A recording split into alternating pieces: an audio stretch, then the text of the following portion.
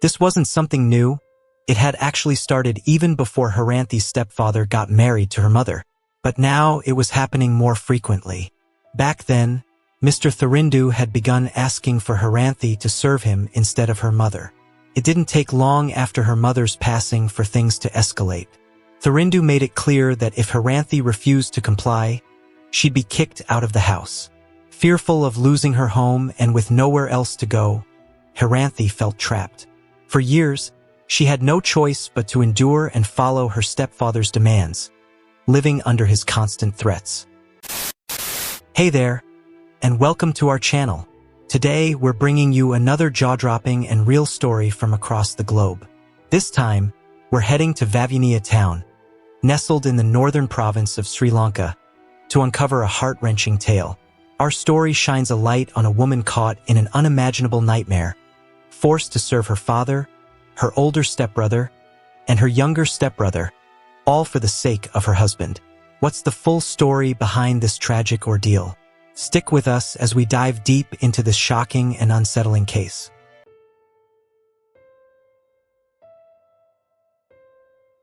Before we dive into the story, don't forget to hit that like button, drop a comment, and subscribe to our channel. And hey, share this story with your friends. It deserves to be heard far and wide. So, here's how the story unfolds. Meet Haranthi. Born in 1995, she was raised by her widowed mother and grew up as an only child. In 2011, her mother remarried a police officer named Thirindu. But life took a heartbreaking turn in 2016 when her mother passed away due to an illness, leaving Haranthi to live with her stepfather, her older stepbrother Asanka, and her younger half-brother Lalith. Asanka worked as a bodyguard for a local council member, while Lalith was still in high school. Haranthi, on the other hand, was a quiet and reserved person with few friends.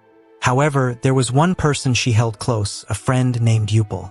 Upal had previously worked in construction, but thanks to Haranthi, he found a new job at her workplace when an opportunity opened up. Upal had a somewhat feminine demeanor, which eased her stepfather's concerns about their friendship. Despite this, Thirindu sometimes felt uneasy when they spent time together behind closed doors. Haranthi reassured him there was nothing romantic going on, even claiming that Upal wasn't into girls. Still, Thirindu couldn't help but notice something unusual in Upal's behavior. His gestures, like stroking Haranthi's hair, felt a little too intimate for just friends. Perhaps it was harmless, or maybe there was more beneath the surface. Then came January 2017. Out of nowhere, Haranthi announced she was in a relationship with a man named Naimal. The news took everyone by surprise, especially Upal. He seemed deeply affected, acting cold and distant toward Haranthi. For weeks, he avoided her, clearly upset. This left Haranthi confused and hurt, as she had always considered Upal her closest friend, almost like a brother. Haranthi confided in her father about how Upal had been avoiding her. Her father, never one to mince words, said bluntly, "He likes you. Even if he seems feminine, he's still a man. You're just too innocent to see it. Spending so much time with him, practically glued together, and you didn't suspect anything? That's why I told you not to get too close to Upal." Took a while for Haranthi to process her father's words. Meanwhile, Upal quit his job and disappeared. About a month later, Haranthi finally mustered the courage to visit his rental house to confront him. When they met, Upal was visibly upset and didn't hold back. He confessed that he had liked and loved Haranthi all along, believing their closeness meant they were practically dating. Her sudden relationship with Naimal had crushed him. Haranthi apologized profusely and tried to salvage their friendship, but Upal refused. He decided it was best to keep his distance. It was a tough decision for both, but life went on. Haranthi's relationship with Naimal only grew stronger. They tied the knot in May 2018 when Haranthi was 23 and Naimal was 25. The wedding took place in Naimal's hometown of Amavatan, but the couple returned to Vavuniya city shortly after, as both worked in the area. Naimal worked as a building supervisor, essentially a foreman, and despite his young age, he excelled at his job. Haranthi was incredibly proud of him. However, in August 2019, their happiness took a heartbreaking turn. Haranthi became pregnant, but due to complications with her uterus, she miscarried. The loss was devastating for the couple, who had been eagerly hoping for a child. Then, in December 2019, tragedy struck again. While overseeing construction work, Naimal was involved in a severe accident. 3 workers lost their lives, and Naimal was hospitalized with critical injuries. He survived, but one of his legs was paralyzed, and his lower back sustained significant damage, requiring intensive care. Initially, Naimal stayed in the hospital, but as costs mounted, much of his treatment was moved home. His workplace supported him financially for 6 months, continuing to pay his salary despite his inability to work. But after that, they cut ties, leaving Haranthi as the sole breadwinner while also caring for her husband. To manage both her responsibilities and reduce living costs, Haranthi made the difficult decision to move back into her father's house. There, they had the help of a household assistant to look after Naimal while she worked. It wasn't ideal. Naimal longed for his wife to be by his side throughout his recovery, but it was the only option they had to make ends meet. In June 2020, amidst the challenges of the pandemic, Haranthi was overjoyed to share some good news. She was pregnant again. Despite Naimal being bedridden and unable to walk, the news brought him immense happiness. Even his doctor noticed a marked improvement in Naimal's health after hearing about the pregnancy. The family clung to this ray of hope, eagerly awaiting the baby's arrival. But in August 2020, everything took a turn for the worse. Haranthi began experiencing severe abdominal pain and rushed to the hospital. She had been careful, avoiding strenuous activity and strictly following her doctor's advice on nutrition and precautions. Despite her efforts, the pregnancy wasn't progressing. The devastating news came when the doctor informed her that the fetus was no longer viable and recommended a minor procedure to prevent any health complications. Haranthi was crushed but chose not to tell Naimal, fearing it would worsen his fragile condition. Instead, she confided only in her father and stepbrother, Asanka, while pretending to Naimal that everything was fine. This secrecy became an opportunity for Asanka to exploit her vulnerability. Divorced and living under the same roof, he began making inappropriate advances, often cornering Haranthi in the kitchen or other secluded areas of the house. When she resisted, Asanka threatened to tell Naimal about the miscarriage, knowing it would emotionally devastate him. Terrified, Haranthi felt forced to comply. She reasoned bitterly that they weren't blood relatives, trying to rationalize her helplessness. But Asanka's motives went further. He aimed to impregnate Haranthi, believing that giving Naimal a child would mend the family's turmoil. Meanwhile, another shadow loomed over Haranthi's life. Her stepfather, Mr. Thirindu, had been crossing boundaries long before her marriage.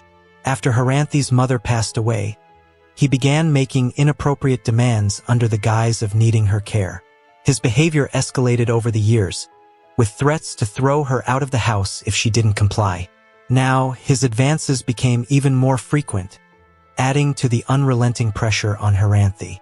Trapped in a suffocating web of manipulation and abuse, Haranthi endured in silence, her world growing darker with each passing day. The situation only grew worse. Mr. Thirindu didn't hold back his threats, warning Haranthi that if she refused his advances, he would not only kick her out of the house, but also her bedridden husband, Naimal. Trapped by fear and concern for her husband, Haranthi felt she had no choice but to comply. But her struggles didn't stop there. Her half-brother, Lalith, who was still in high school, had stumbled upon the horrific acts involving Haranthi, her stepfather, and her stepbrother Asanka. Instead of helping or reporting the abuse to authorities, Lalith secretly recorded the incidents on his phone. He then used these videos to blackmail Haranthi, demanding the same privileges his father and brother had been taking from her. Terrified that Lalith would show the videos to Naimal and fearing that it might worsen her husband's fragile condition, Haranthi begged him to keep it a secret. But Lalith was relentless. Left with no other option, she gave in to his demands. From that point on, Haranthi endured daily abuse from all 3 men, each taking their turn at different times. Whether they knew of each other's actions or not, one thing was clear. They never acted together, but they all inflicted their cruelty on her. Haranthi bore it all in silence. Her patience stretched beyond human limits. She had thought about taking Naimal back to his hometown in Amavatan, hoping they could escape the nightmare. However, the pandemic made traveling nearly impossible, and her in-laws were also struggling financially, unable to support even themselves. "Just stay there. We can't afford to feed you here," they had told her. With no other options, Haranthi stayed, continuing to care for her husband, while enduring the horrors inflicted upon her in her stepfather's home. The suffocating cycle of abuse and helplessness seemed unending. After months of suspicion, Naimal finally confronted Haranthi about her pregnancy. He noticed her stomach wasn't growing and asked what was going on. By this point, his health hadn't improved, and he was still bedridden. Unable to keep up the charade any longer, Haranthi admitted the heartbreaking truth. She had miscarried again. Naimal was devastated, but what Haranthi didn't expect was the reaction from her stepfather, Mr. Thirindu. Tired of having Naimal around, he viewed his paralyzed son-in-law as a burden, someone who contributed nothing while consuming resources. Haranthi's overtime pay was barely enough to cover Naimal's treatments, leaving little for the household. Thirindu started pushing the idea of divorce, claiming it would ease everyone's troubles. But for Haranthi, leaving Naimal wasn't an option. She loved him deeply, and despite everything, she remained committed to his recovery. Still, her desperate situation forced her to make unimaginable sacrifices. To keep Naimal from being kicked out and ensure they had food, Haranthi continued to endure the predatory demands of her stepfather, stepbrother Asanka, and half-brother Lalith. Exhausted from working long hours and facing daily abuse, she soldiered on for Naimal's sake. To cut costs, they even dismissed their household assistant, adding more to Haranthi's already overwhelming responsibilities. As months turned into years, the cycle of torment continued. Then, in March 2022, Haranthi's world crumbled further. She was laid off from her job when her company downsized due to declining profits. With no income, the weight of her struggles became unbearable. Desperate for help, she reached out to her old friend Upal through social media. Now working as a tour guide in Vavuniya, a popular tourist destination, Upal listened as Haranthi poured her heart out. She told him everything about her failing marriage, the cruel treatment she endured at the hands of her stepfamily, and the hopelessness of her situation. Upal was horrified by her story and urged her to report the abuse to the authorities. But Haranthi hesitated. Living under the same roof as her abusers and relying on her stepfather for Naimal's therapy bills made the idea of going to the police feel impossible. Still, Upal couldn't accept her decision. "This isn't normal, Haranthi," he insisted. "How long will you let them use you like this? Your stepfather and stepbrother should be protecting you, not taking advantage of you. This needs to stop." Haranthi, however, wasn't ready to take that step, trapped by fear and the weight of her circumstances.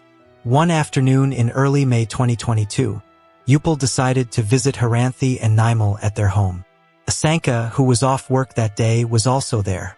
The sight of him made Upal uneasy. His emotions were simmering, but he held back, knowing he couldn't afford to act impulsively while Haranthi's father and younger brother were away. They sat in the living room, making small talk, though the atmosphere was tense. Upal's feelings were mixed, perhaps lingering resentment toward Naimal for stealing Haranthi, or more likely, anger toward Asanka, knowing the horrors he'd subjected her to. At one point, Haranthi excused herself to use the bathroom.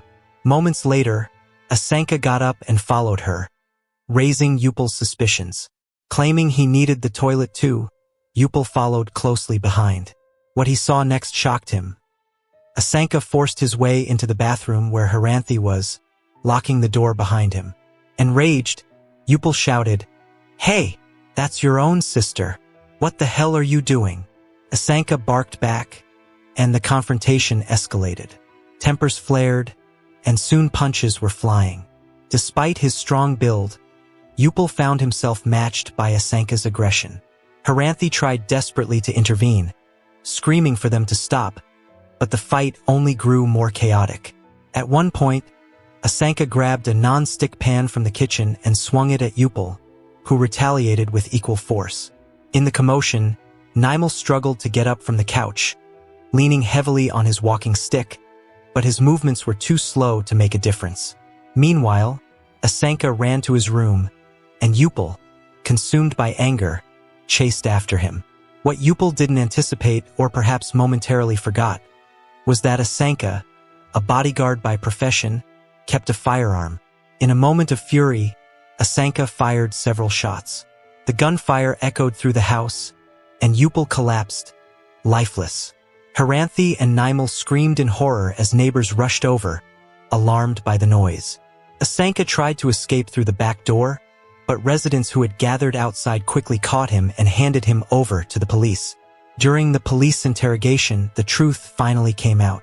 Haranthi, with tears streaming down her face, confessed everything. Not just to the investigators, but also to Naimal. She revealed the abuse and torment she had endured for the past 2 years at the hands of her stepfather, Asanka, and Lalith. She admitted that it all began when she tried to hide her miscarriage from Naimal, fearing it would worsen his fragile condition. From there, the threats, blackmail, and coercion spiraled out of control. Haranthi explained how she endured it all, not out of willingness but desperation. She felt trapped, knowing their survival depended on her compliance. They needed food, money, and care for Naimal, and she couldn't see another way. Hearing this, Naimal broke down, overwhelmed with guilt and despair. He blamed himself for being unable to protect her, for being too dependent, and for the pain she had to endure just to keep their lives afloat. It was a moment of heartbreaking truth, leaving both of them shattered. Haranthi's lawyer worked tirelessly to bring her stepfather, brother, and half-brother to justice. A post-mortem examination and a detailed investigation were conducted, uncovering the extent of the abuse she endured. Surprisingly, the former household assistant, who had been dismissed earlier, came forward as a key witness. She testified about the inappropriate behavior she had observed from both Thirindu and Asanka toward Haranthi during her employment. The trial also included the case against Asanka for the fatal confrontation with Yupil. Unsurprisingly, Asanka denied all allegations, claiming that Yupil attacked him first without reason. However, the judge dismissed this defense, citing multiple witnesses who testified to Yupil's good character. Known for being kind and law-abiding, it was highly unlikely that Yupil would initiate an attack unprovoked. The contents of Haranthi's messages with Yupil were also presented as evidence, further corroborating her claims of the abuse she suffered at the hands of her stepfamily. In October 2022, the Vavuniya City High Court delivered its verdict. The judge declared Asanka guilty of deliberately taking Yupil's life, firing multiple bullets during their altercation. Additionally, he was charged with the felony of misconduct toward his sister, Haranthi. At 33 years old, Asanka was sentenced to life in prison. Mr. Thirindu was also found guilty of years of inappropriate behavior toward his stepdaughter and received a 10-year prison sentence. As for Lalith, the court acknowledged his involvement, but due to his status as a minor, he was sentenced to mandatory reporting and rehabilitation instead of imprisonment. Justice, though delayed, was finally served. For Haranthi, the verdict marked the beginning of a long journey toward healing and reclaiming her life. What lessons can we take from this story?